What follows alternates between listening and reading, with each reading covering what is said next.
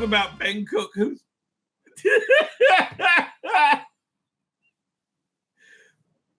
yeah, we do have a word. It's called nebuch.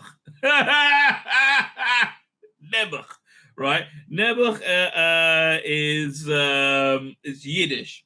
Now, Yiddish is kind of like the language they spoke in Blade Runner, right? It was a I love the voiceover, right? I grew up with the voiceover, so I really grew to love that voiceover, right? It was the Jewish you spoke was city speak, mishmash of that thing, right? So that's Yiddish, right? Yiddish. So Yiddish has a word called nebuch. Yiddish basically Hebrew, German, and Polish, right, mixed together. Nebuch, and it is what it sounds like. Oy vey. This guy's so nebuch. He had a meltdown again, right? Okay, several years ago. I can't believe I'm even telling the story. Oh man. Several years ago, he was I don't know what was on my feed, right? Because I didn't follow him, but he was raging. This is way before the CAS report came out and proved him wrong about everything. I mean, like, I'm not happy about the child mutilation, but boy, just to stop the screeching. Although the screeching's gotten louder now. It's like you can't hear it anymore. It doesn't. Right?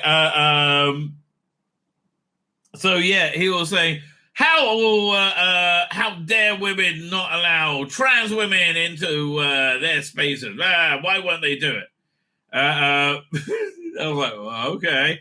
So I replied, some women don't want spaces with women with penis. Some women don't want spaces with penises, even if they belong to women. Which checkmates him, and he raged and he raged. And so he put together this clip of me going, I mean, like, there's a lot of material, right? And said, you're 50, or you're nearly 50. So which I replied, this is when he melted down. Oh, and this is like 4 or 5 years ago, right? And I like, seriously. Anyway, he melted down in a way you haven't melted down. Because I said back to him, yeah, I'm nearly 50. My kids are grown, and they basically were at that point, you know. I mean, again, I've got the second one getting married now, right? Got a great career, you know, made a bit of money, own my house. I'm pretty much doing well in life, right? I have a nice lifestyle. I live in a nice community. You know, I got a happy marriage. I know what I'm telling you. There's nothing I could like say, oh, you know, and like this is everything you life should offer you, right? You work and you get it. I think, right? Honestly, I think a lot of it is based around having a moral goal in life about what you want and having a good life partner, right? Who you like, you know, is more important than you to you. Started by this guy called Richard Unwin, who wrote this article. So here's the thing. The reason that more fringe sexuality is more public nowadays, I think, is a push to minimize or remove boundaries. Right? And I don't think it's a good thing, right? But I think that the more those boundaries are pushed aside, the happier they are. The more the boundaries are featured, the more crazy they get, right? So I think the whole point of it is to be able to push without any pushback, right? That's what's going on, I think, in their heads. And so where is pushback, it can't be tolerated. It must be destroyed, right? It must be eradicated. And that's essentially where we are. Like, so this is an article in Doctor Who magazine. I was talking about it with Dan. And here, I'm going to share screen. And we're saying, look, just enough with this weird sex shit you put everywhere, right? There's sorry, wrong thing. There's a like enough. It's share screen. Dying. Like, yeah, just enough with this weird sex shit you got everywhere. Like, just get. Here's the thing. to be clear, every human being has a libido, right? And every human being likes something a bit kinky, right? Everybody does. I just started rewatching Sopranos. I started like random on season 4, right? And so you got what's his name? What's her name? Tony Soprano's sister in bed with, I forgot about this, with Ralphie Ciparero, who went on to be the traitor in The Matrix, right? And it was like a really real psychopath. And I think she's fucking him with a dildo, calling me a little bitch. You're like me a little bitch. Yeah, I'm gonna put you out in the street again. You're gonna earn money for that. I'm like, yeah. It's really, but everybody has a libido. Everybody's into something, right? Everybody has their weird sex shit, right? And it's better not in public. But the point of putting their weird sex shit in public is for it to be in public and not to be pushed back on, right? So anyway, fuck bigots, says the guy who did the cabaret. And by the way, well, I'm going to talk for myself in a second. But it's undeniably can't to be branded as purveyors of, quote, weird closet pervert sex stuff. Oh yeah, that's what I'm looking at. Weird closet pervert sex stuff. Yes, it is. Dressing as a porn star, to deliver whatever you want to do is fine. It's weird closet pervert sex stuff. Yes, it is, right? What consenting adults do in private is fine, right? But it's been broadcast everywhere, right? Look, whatever your kink is, you're welcome to have your kink, But I think the world's better with an idea of public decency, right? I just do, right? I don't think that's denying anybody's rights or anybody's existence. No, I can't be me if I don't dress as 9-inch heels and a dildo and big fake tits, right? And rub them in the face of a 5-year-old. Well, I don't think we want you to be you then. Thank you. Really would rather, it's just the same as pants. But no, it's fucking not. I don't remember Danny LaRue, fingering his arsehole with a dildo. In a simulated form. Right, no, I don't remember Danny LaRue talking about losing a condom at his friend's arse. Or something like, no. All that shit happened. I don't remember what's his name? But my name, Danny LaRue walking naked down the street going, look at me, like you do in the Pride Parade. What are you proud of? Fucking pervert. Yeah, that's weird pervert sex shit. Yes. And the fact that it's out in public is not good, right? And I think it's to fulfill kinks, quite frankly. All right? It's about breaking boundaries. Yeah, I really think that's the case. Anyway, but here's the thing. We used to all be able to coexist, but they refuse. They're like, no, you have to see what I'm into. I don't want to see what merge you on, mate. I don't. It's not for me. Anyway, so I replied, but there's a bunch of replies. How can I get to it? Fine. So I replied. Which is a variation I replied to the guy who originally posted, but it's a little more detailed. Dude, I'm not homophobic in the slightest. I'm really not. Can't do any streams. I know. And to all the gay people know, I'm sorry I'm using you as a token. And I am, and I'm embarrassed by it. But it's also true, and it makes my point.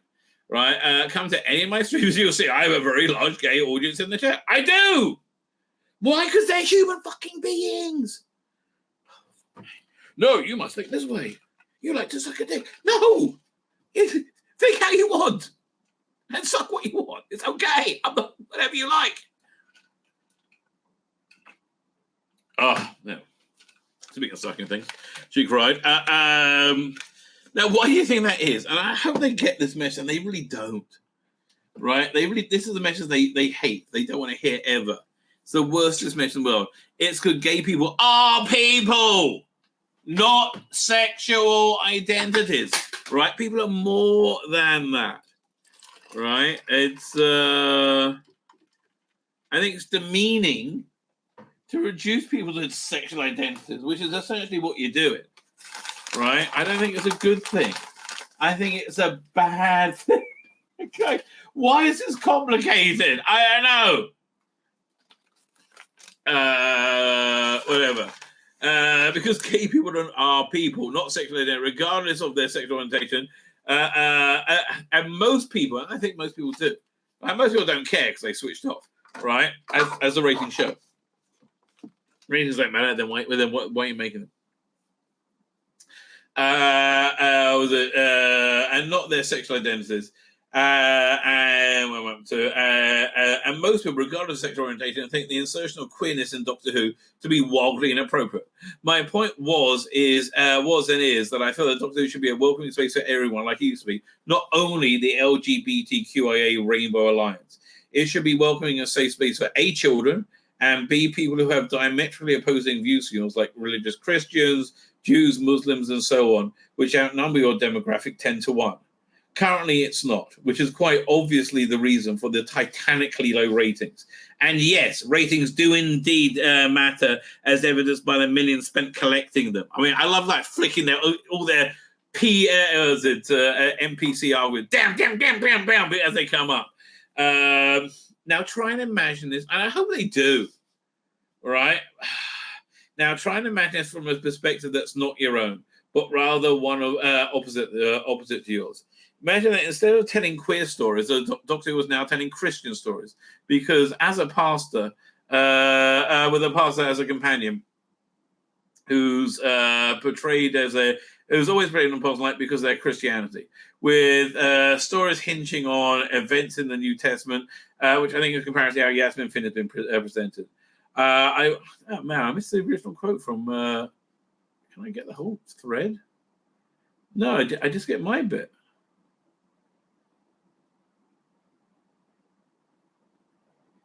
This is what we thought. It's all messed up. I don't really care.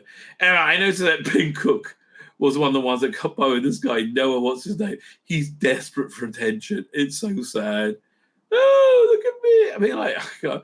He's such a useless arguer, and he thinks he's so good. Right? Like, now everything is called to authority. Right? Like, appeal to authority. Drag is inherently sexual. And it's just this. No, it's not. It's not just that. I am sorry. Right? I'm sorry. There's too much weird. Listen, nobody had a problem with drag until it got weird, right? And it did get weird. That doesn't work either. Never mind.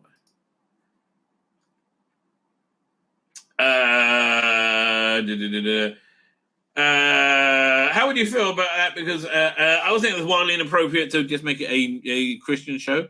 Because it freezes out a lot of people, right? You're using the Amsterdam Statute of homophobia as a straw man to hide behind any of criticism, and B, most importantly, give you a false sense of morality and your delusional mind. You're fighting an evil bigot. So I said, yeah, well, come on. And then finally, I addressed Ben Cook, who got in my face about it. And my Ben Cook, are you still butthurt from losing an argument? I wish I could find the original post. It's hilarious, right? Because it's him going. Showing like literally 4 or 5 years ago, him losing an argument. Okay, and he really is. Are you still butthurt from losing an argument on Twitter? What was it, 4 or 5 years ago now? Although, in all fairness, you did epically lose that argument. He did epically lose that argument. I recounted it earlier. Two, just get over it. Or better still, get a life. This is sad. This is just, and it is sad, mate. This is sad, right? It's sad. And no, this isn't me asking you on my channel. Honestly, you're so revolved by such a large wave of fandom. It's really not something I would rush to do. It really isn't, darling. It really isn't.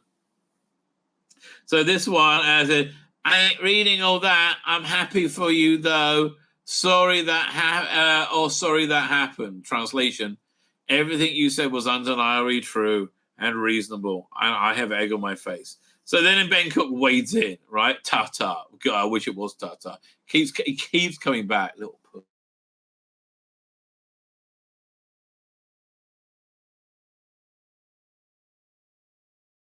Yeah, there you go. We know queer stories and queer people are fabulous. Really, all of them, because you aren't. You're a dick. Being gay isn't a choice. It's also not being queer. right? But choosing to cling to bigotry under the guise of your religion is. What are you doing? Ta-ta. P.S. No one wants to be on your sad little channel, right? So I replied to him, right? And again, I just talked to him honestly. Once again, queer people are people. They're not a monolith. Viewing groups of people like that is simply dehumanizing and immoral. Equally, just say all queer people aren't gay. Just as all gay people aren't queer. The fact that in fact, they seem to be in the small minority. They conflate the two as completely disingenuous. Yeah, nobody has a problem with gay people, right? Nobody. Again, all we're asking for is a shared space of no offense, right? And like that's literally it. Like have some form of public decency. That's it. You know, Doctor Who should be a space without any sexuality. And it's not I would say any abnormal sexuality. And even if it's gay, it's abnormal. And that's not a pejorative. It's just reality. Again, it's not a pejorative. We all like something kind of abnormal. I mean, come on, let's get real. I mean, yes, we all like something kind of abnormal, right? This is fine, but just keep it to yourself. In private, between consenting adults in private. What's wrong with that? It's worked. We're all happy, and we all were able to coexist in a shared space, right? Why don't we go back to that? Don't you think that'd be a good idea? P.S. Whenever you resort to personal basis insults, you've lost the argument, which is why you do it. Look, just an aside, being grateful for what you have is a good thing. It makes you happy, and this is the point we're going to get to, and a better person. You should try it genuinely. It's good advice. Some advice! I wouldn't lecture a queer dude on what it means to be queer. It makes you look silly. Yeah. There you go. Silly maybe in your eyes, but relentlessly correct. And that's just the point. Honestly, mate, get over it, right? God damn, all these years later, and I find you on Twitter to realize I still admire the fuck out of you. What's abnormal about this? I really don't understand. Like, honestly, I think the way he views the world is abhorrent. I think it's racist. I think everything, and I think he avoided everything. And I think I handed him his ass over and over again. I think I came out significantly better out of this, right? Coincidentally, so yeah, he posted that and then blocked me, so I couldn't reply. Right? It's so sad, right? So this guy goes, you might, I might need to watch popcorn. I'm saying, I'm having a ball like thick ones like Toadie. They're most fun to watch around. I'm literally watching you have a meltdown. I'm like astounded at your meltdown, which is still ongoing. It's fucking sad, mate. So I said, what actual points you disagree with? See, that's the point. There's nothing I said they can disagree with. Yeah, I mean, like, again, what's wrong with donning Doctor Who to be a shared space? No, they want it their space, right? They don't want a shared space. But I'm sorry, there's not enough of you to continue the world. You know, I'm sorry. Like, look at your fucking ratings. Oh, it's up to 7 million. Yes, 2 years later, if you count somebody who scrolled by on iPlayer. Right, like or Disney Plus, which they do. Or scroll. I must be. Oh, that's a watch. Well, we'll take that. Come on, you know how much the ratings are full of shit. I mean, the overnight ones are the only ones I would vaguely believe in. All right, again, they count a view as somebody who's watching for 2 minutes or more. Please, right? So yeah, look, this guy again. And the whole point of the story is I'm recounting him unraveling. It really is. And as for me unraveling, it's Ben's one having a meltdown. Honestly, I don't know what's freaked him out so much about. What he's so freaked out about. Surely the lack of any sort of success with this new queer era had, when it had nothing but goodwill going in, would have been a clue that it wasn't an overly popular creative decision to focus on queer stories. But no, just screeching and clutching of pearls. And that's essentially where we are, right? Just screeching and clutching at pearls. And I saw he's still going. Where is it? Like, okay. So I just finished Sabbath and he's still melting down. Like this wasn't directly afterwards. A whole day had gone by. I'm not joking. And he's still going, right? It's crazy, right? It's crazy. So anyway, look, you're getting me a bit of a more altruistic mood, and that's true. You are getting me in a more altruistic mood. I'm actually, I've had a very good weekend. The whole wedding thing's going nicely. I'm feeling kind of good, right? My life's pretty darn great. I'm feeling happy, right? And that's why I'm like, I don't need to swipe at you, because it's not for you. This is about getting self-worth, right? And that's a very sad thing, right? And I don't think that that should be the case. But yeah, for you, it's about getting self-worth, and all about your self-worth. And the reason you're so desperate for self-worth is you have so little. And look, here's why I blew up your life all those years ago, because I was entirely right. You've done nothing with your life. Dude, you've done, really, genuinely done nothing with your life. Certainly nothing with your ability and talent and opportunity, right? You've done nothing with your life. And you could have done so much. You still could. But you haven't. And I think that's what blew you up last time, right? Right? I think, and firstly, you can. Look, you're in your 40s. Turn yourself around. Do something. Look, that shitty edit of the Daleks isn't something. That's something to be ashamed of. It was bad. It was. Look, I love the effort. I think that I like the plan, but the plan was hinging on everybody loving the new queer era of Doctor Who. Everything hinged on Ncuti, right? And everybody hinged on everybody loving him because he's black and gay, and we don't, right? He's not a great actor. He's black and gay, and very attractive, right? But he's not. I have seen no evidence that he's a great actor at all, right? He convinced me he was Doctor when I was feeling really well disposed to him for like half an episode, right? And then he blew it. That was his first episode, right? And then he just blew it. He blew it with this relentless queerness, right? It shouldn't be about being queer. So, look. I'm not being a dick about this. I'm really not being a dick about this. I think you are not a happy person, right? I think Ben Cook, I know you're watching. I think you're not a happy person, right? I think you're an angry person, right? I think you're a person that being right is very important to, because you need that self-worth, right? Look, it's a day later. Everybody forgot. Get a grip, mate. It's just weird. Right, and honestly, it is a day later, right? So look, this shouldn't be true. The reason it's triggering you so much is because I'm right, because it's true, right? So look, I'm going to give you some good advice, right? And it's genuinely good advice. Firstly, be altruistic, right? Everything. Well, yes, I am. Actually, do it. Right, actually do it. Make it an important thing. Help, in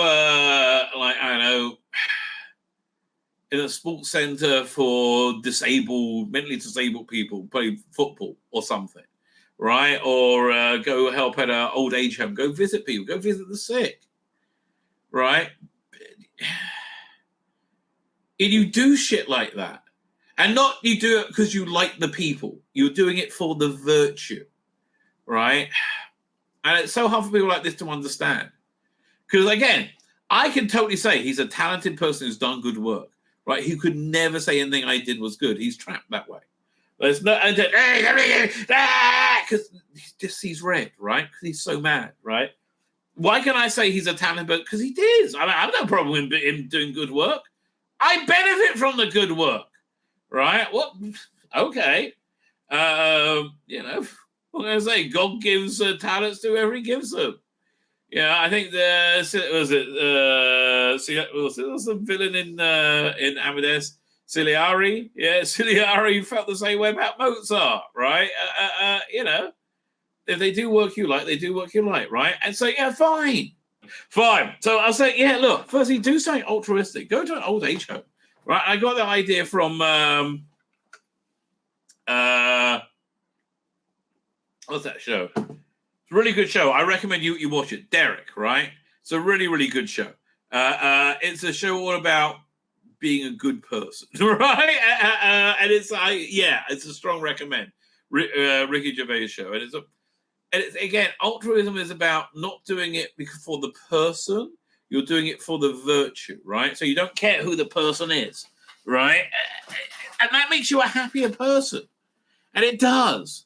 Right, it really caring something more than yourself, not being a shit, right? That really does. It really does. How dare they? Look at you, you know. Look at you. You know, it's trawling Twitter to go. I mean, again, I said you're nearly 40. That was 5 years ago. You're in your mid fucking 40s. Do something with your life.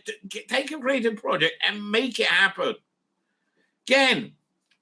David Dyers has made movies. There's so much opportunity now for independent creators. Right? Do so, and you'll feel better about yourself. Even if nobody reads it or watches it. Right? Just the act of doing it is virtuous. Right? And that's what you're lacking from your life, right? So, but I think, you know, if you do that, right? If you do, you will be a happier person, right? I mean, generally, and don't do it once. Do it as a part of your life, right? Get to know the people, right? Whatever. Again, don't do it. Don't do it for anything other than the virtue of doing it, right? And it really makes a difference to your life. And the second piece of advice I'll give you, and I don't know if you've done this or not, but have a life partner that's more important than you. Right, I'm so thrilled at my older son, right, and also my younger son, right. He's getting married on Tuesday, right. My older son got married in October, right, and I see him creating his life, right, and it's a great thing, and he's doing it well. Right. And he's doing it because he has a life partner, right? And that, that's basically what a life partner makes you do. Sorry, more like me and my wife, we got split up 100 times, but we chose not to because we view each other more importantly than that. Like, we've given each other shit before, like serious, real shit. Right, and we say no, we're gonna stick it out, right? And it makes you a better person for that, right? Is the so look, man, look again. You think this is a god? Yeah, it's so obvious. It's not, right. Don't judge people by your standards. And I know he's watching. He is. This is why do I want you to take this advice? Because you'll be less of a dick to deal with on a more ongoing level, right? Genuinely, if your life is happier, right, and more together, and you're more have more self contentment, you're less of a dick, and you're this huge dick. It's just, oh God. And again, I don't want to pretend you're not talented. Because you are, right? But again, do something with the fucking talent. Make something new. Make something by yourself. Man. And again, I read an article by you. They might pick out an old copy of Doctor Who magazine. Say, this is my last Doctor Who magazine article. Dude, what do I want to tell you? All right? And fine, have a job. Everyone should have a job. That's a good thing.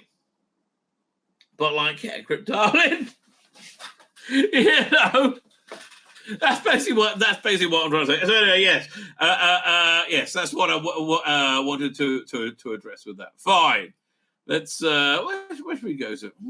I kind of want to do the Blake Seven story because I'm really into Blake Seven right now. I was just saying to Dan on Friday, right? Friday, I only have, and I was really pissed off because I didn't really have it this Friday. Where I have like a time, I have my own like space for a few minutes, and I watch some TV, I relax. Like basically, I have some have some tatty time. Tatty is name for daddy in Yiddish, right? And I watch something, right? If I had HD Blake 7 with new updated effects, no question, straight away, right? Straight away. I can't wait till all 4 seasons are out because I love season 4. Everybody hates it. Okay, there's such great stories in season 4. Right here, one second. You know what? Let's have a quick look through season 4. There you go. By the way, I've started watching Ian Levine. He's giving me access to the work he's doing. Fuck me. Okay, I watched the episode 6 of Fury from the Deep. Now the what's the name? The animation on that was shit. It killed that story. Right, that story is all about horror and creep and like, and the animation didn't sell it at all. Right, they didn't. It really did a very bad job. Right, of selling the how disturbing this. It was kind of like this fungus taking over you, this foam, and really scary, right? And I knew if you actually saw it as it was supposed to be, it would have been really scary. And the animation was just had no character, had no dimension to it. Hey, do I have any of that? Yeah, let's show you a clip. Maybe I download the trailer. Oh, we also got to do Fury from the Deep. Not Fury from the Deep. The Megalopolis trailer. Fury from the Deep trailer. Yeah. Oh, it's the color version. I can't. Right, I can't. That's just that. Okay, I feel that's showing it unfairly. Right, I always try and go for the black and white one. I guess I'll shoot the trailer as well. But it just so didn't deliver this story, right? And it just came off, I think, Evil of the Daleks that did a really great job, right? Evil of the Daleks, I think, really delivered what that story felt like, right? Here we go, Second Doctor. Fury from the Deep. There you go, Dwayne. Color. This must be it.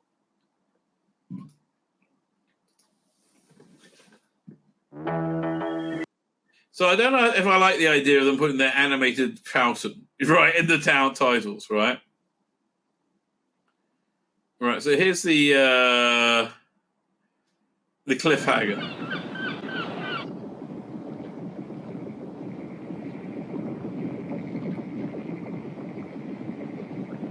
It's just not scary. Come in, Doctor. We've been waiting for you. Yeah, it's okay. It's not scary. The original version was scary, right? It's just not scary. So I watched the Ian Levine one, and I just wanted to check it out, right? Because he put it out, and I was engrossed. I'm not joking. Because so I didn't like the first. I'm very happy that it was doing them, right, and I was a bit dismissive of them. I felt for me it didn't. I couldn't get a flow of a story. It felt like individual frames were working, but the flow in between frames didn't. And I didn't want to denigrate what he was doing, right, at all, right. But it just wasn't for me, right. But I watched this Fury from the DC, and I was like, I'm watching on my phone, right, and I couldn't put it down. It was incredible, breathtaking. It was everything the animation wasn't. It was full of menace and terror and humanity and subtle. It's like, oh God. And they really fixed that problem. So we're going to be doing a bit more of a focus on that stuff, right? It's so good, right? It's genuinely so good. We should, let's talk about this. Screen. Doink. Disney, really happy to have series good fit. Now, I want to juxtapose that with a rumor. I can't disclose what it's from.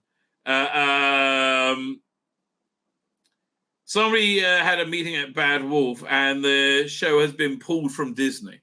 Right? Disney are Disney are no longer investing. Ncuti has apparently bought himself out of his contract as he can't stand it. Right? And there was a week going on saying a few weeks ago it wasn't going to happen. So I don't know the veracity of that, right? I don't know the veracity of it, but I think they're going to make it regardless of if they have Disney on board, right? I think it'll probably still be happening. So there's this, and it's for me.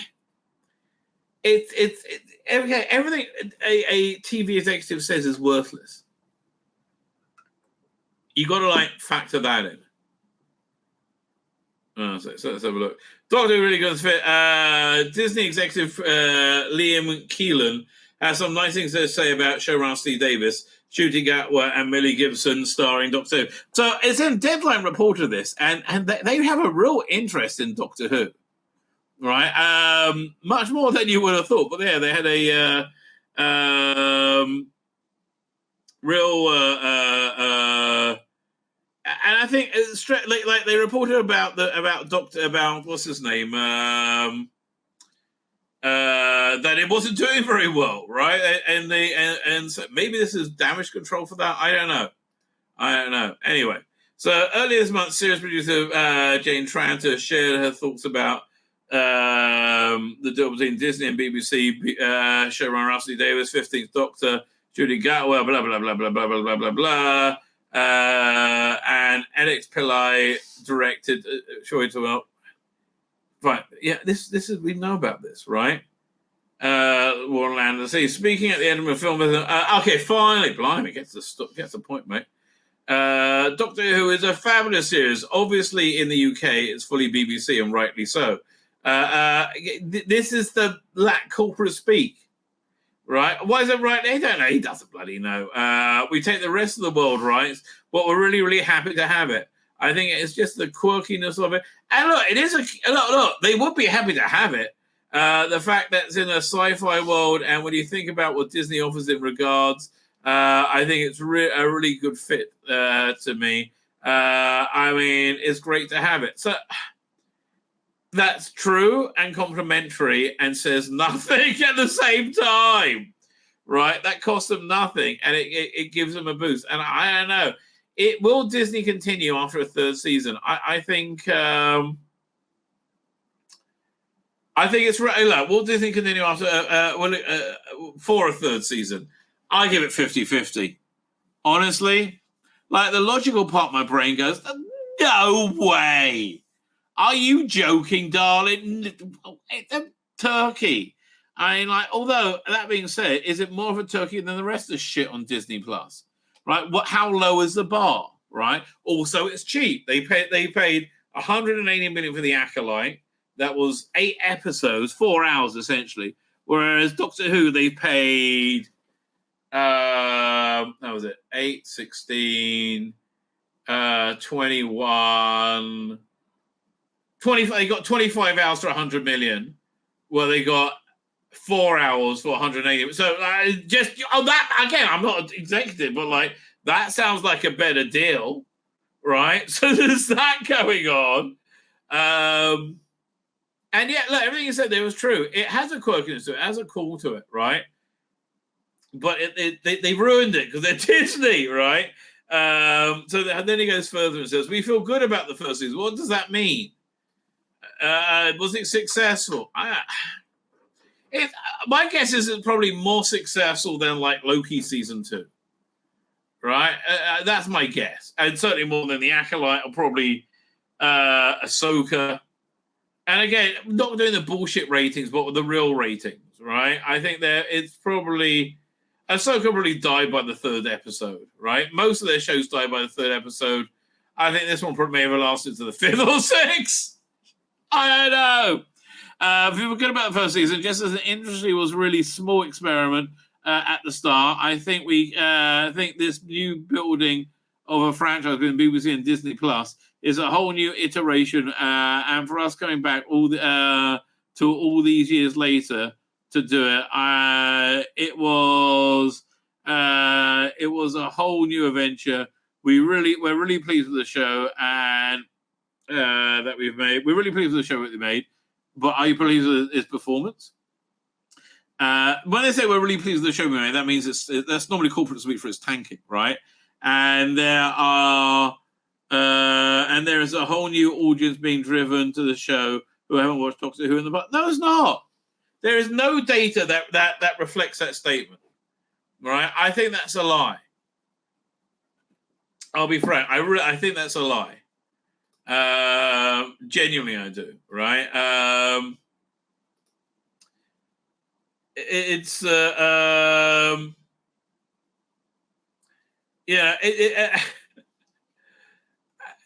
Okay. Then you need to show this if that's the case, right? Because it seems to me that you didn't get a boost in ratings from children, right? Which you said.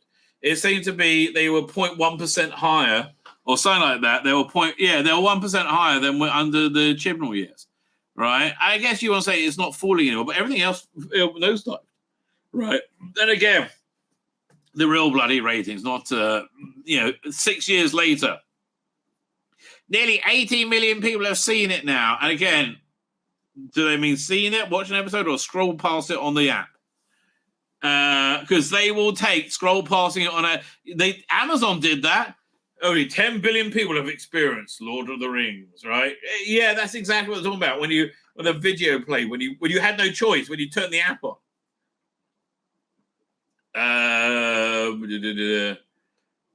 Really pleased with the show that we've made. That's getting bad news, and there's a whole new has been exactly what Rusty Davis set out to. No, so that's really good. No, again, no, he didn't set out to do that. Rusty Davis set out this to be a mass success, right? And everything he's done around it indicates that. He set out for this to be he thought everybody would love everything they did. They thought the new Davros would be great. They thought they would cheer with Yasmin Finney. They thought that everybody sees Ncuti and they go, yes, a progressive new Doctor. We feel so good about ourselves, right? And that's what it's all about, right? Everybody is feeling good about themselves. That's really what it all like hinges upon. So yeah, it's but no, they didn't get an audience. It worked out very badly. I'm sorry. So that's really good. Transa shared in an interview from earlier this month. It hasn't done well. And again, the support from Disney is nice, right? I think it's good for them, but it didn't really happen. We see that 15th Doctor and Ruby Sunday. Oh, let's see if the Big Finish app's loading yet. Oh man. Let's have a look. Big Finish of just a bad luck. I've really tried to make the app work for a long time now. Like I hit refresh, right? And I kept my phone from turning. I really should just change the settings. Let the phone stay open for half an hour, right? It's not going to refresh. It's not going to load in a half hour. It's not going to happen. This November, the 15th Doctor and Ruby Sunday take off on two new Who adventures led by Susan Trist and Jenna Selina. This just sounds lazy, right? Firstly, I don't really like Ncuti Gatwa as the Doctor. Why would I want more of that, right? And like Jenna Selina, I guess she's probably a trans actress, right, or something along that line, right? Like she's called Genesis. Was she? Is she? I assume. Let's have a look. Is she a drag queen? Right, and again, this is people who really doesn't know. Like, is she a drag queen? Or is it? I don't know. Jasmine Edwards is a Bermudan actress, dancer, and singer. Returned the role of Anna Cleves in Six. On television, she's known for roles of medical drama Catholic. Okay, she just seems like an actress then. Does she have any connection to Doctor Who? Any at all?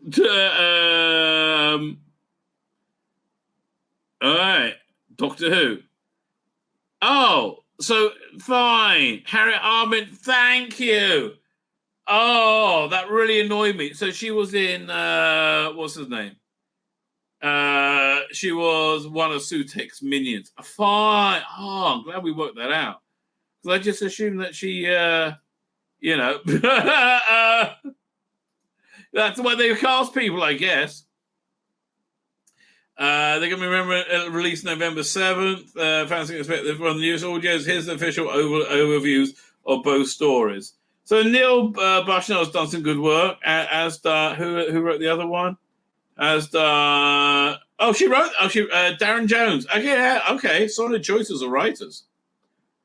All right, I just don't like. For me, again, I don't like this era. I don't like this Doctor.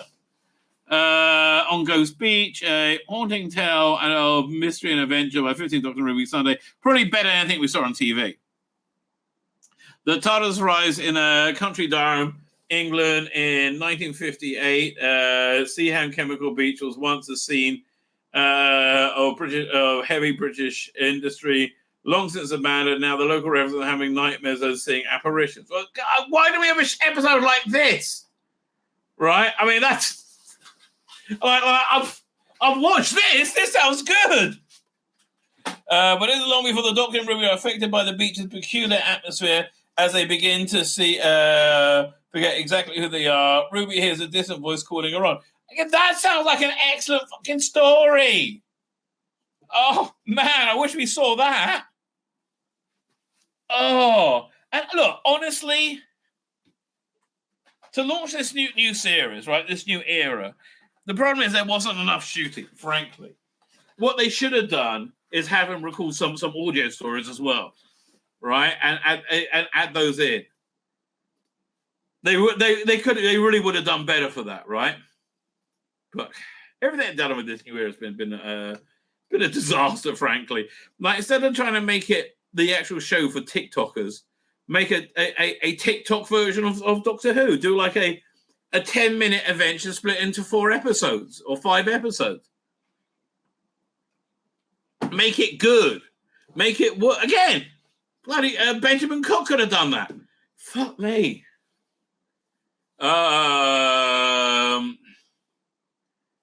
Like, really, if you're a creator, do that. Make yourself a story you can tell in, like, minute bursts that's entertaining, right? Those members are filling the travelers' heads with the significance of Ghost Beach in the Sea of Despair and a planet far from. Even more importantly, who is Reg? Okay, well, I just kind of lost it at the end, but never mind. Susan Twister's in it. Okay, excellent. That sounds like I'm not buying. How much is it? Okay, no, fine. Yeah, we accept the cookies. Accept all. Like, how much? How much do they want for this audio download? So how much?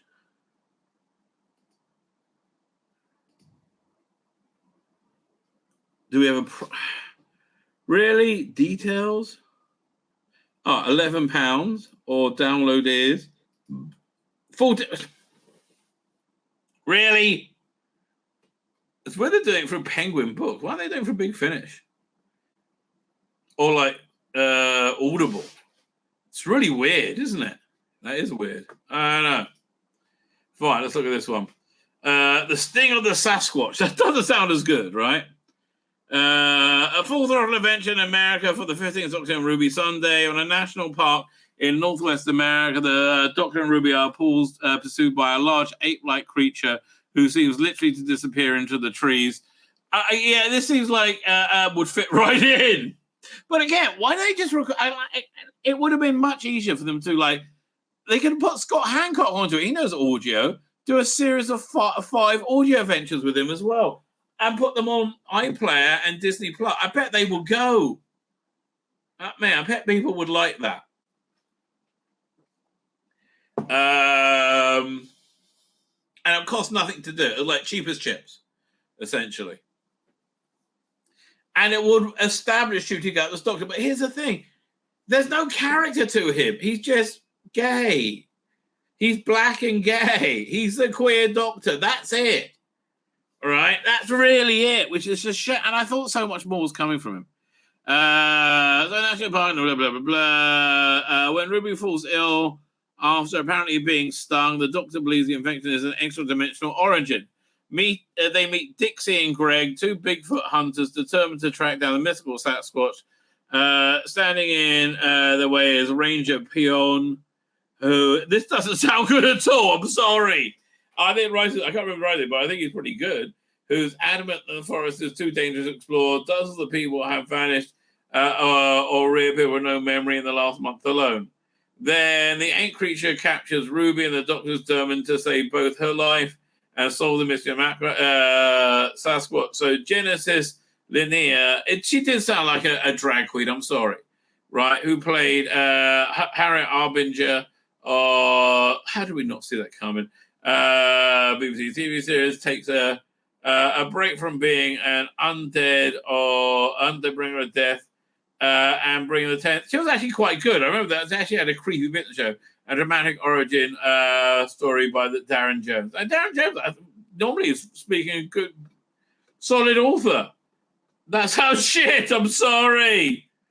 This sounds good, but again, I'm not interested in either, frankly. Yeah, neither really does anything for me. I hate to say it.